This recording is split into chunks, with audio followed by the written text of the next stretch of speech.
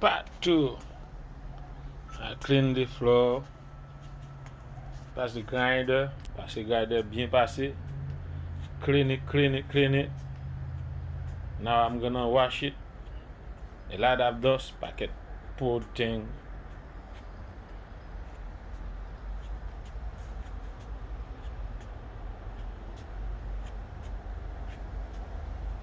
Montrez-nous comment l'autre pâte arrive déjà, ça t'est fini, on va laver là après là. Saler la poussière. On va laver là. Epoxy shell. Fin passer grinder là.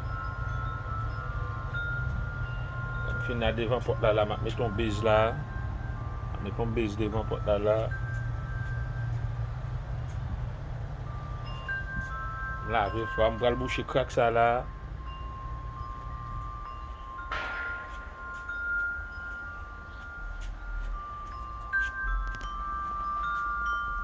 Bel travail, hein.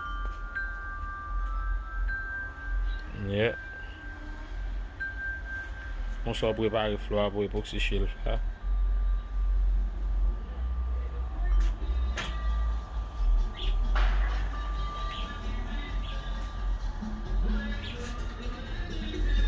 Yeah.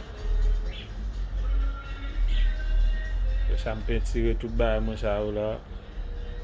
Tout bas moi belle net. Living life beautiful.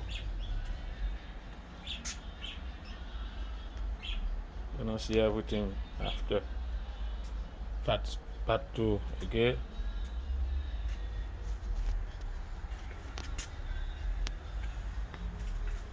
This is the water right here. Dripping water. Petit bloc tombé là.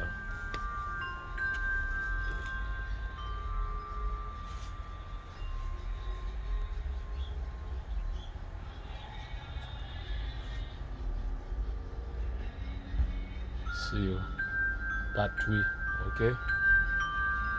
See you at the part 3. Belle, la reconstruction.